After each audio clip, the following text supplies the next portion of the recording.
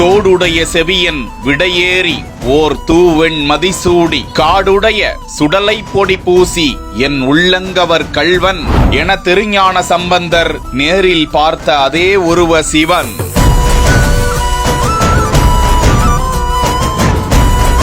ஐம்பத்தி 8 அடியில் கடலின் மொத்த அழகையும் அள்ளிக்கொண்டு வைத்திருக்கும் ஆழிமலா சிவன். அவன் அருளால் 23 வயதில் தொடங்கி 7 ஆண்டுகளாக பார்த்து செதுக்கிய 5D சிற்பம்.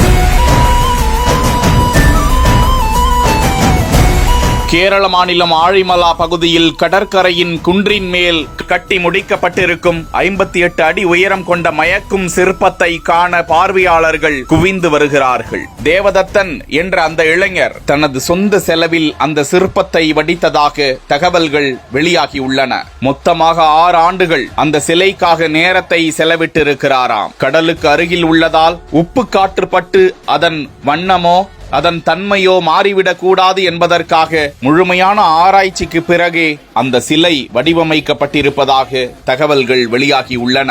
அந்த சிலையின் உருவம் குறித்து வெளியாகியுள்ள தகவலில் சிவபாத விருதையருக்கும் பகவதியாருக்கும் மகனாக தோன்றிய திருஞான சம்பந்தரை சீர்காழி தோணியப்பர் கோவில் குளக்கரையில் அமர வைத்துவிட்டு அந்த தம்பதியர் நீராடச் சென்ற போது சம்பந்தர் பசியின் காரணமாக அழுதாராம். அப்போதே அவர் ஒரு தெய்வ குழந்தை என அறிந்து கொண்டு அவரது குரலை கேட்ட சிவன் பார்வதி தேவியிடம் குழந்தையின் அழுகையை போக்க ஞானப்பால் ஊட்டுவாயாக என அருள அன்னை பராசக்தி குழந்தையின் அருகே வந்தாளாம். சம்பந்தரை வாரி அணைத்து முத்தமிட்டு மகிழ்ந்து மடி மீது அமர்த்தி கொண்டு பாலினை பொற்கிண்ணத்தில் ஏந்தி சம்பந்தரின் கண் மலரிலே வழிந்த நீரை துடைத்து பால் அமுதத்தினை ஊட்டினாளாம். பிற்காலத்தில் திருஞான சம்பந்தர் தான் கண்ட சிவனின் அந்த அடையாளங்களை தோடு உள்ள செவியன் எருதின் மேல் ஏறி வந்தார். ஒரு தூய்மையான வெண்மையான நிலவை தலையில் சூடியிருந்தார். சுடுகாட்டில் உள்ள சாம்பலை பொடியாக உடலெல்லாம் பூசியிருந்தார்.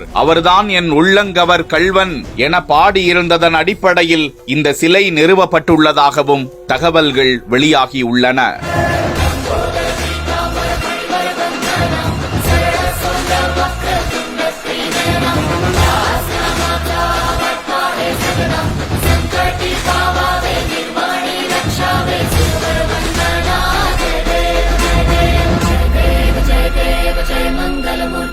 श्री मंगल मूर्ति दर्शन मात्रे मन कामना पूर्ति।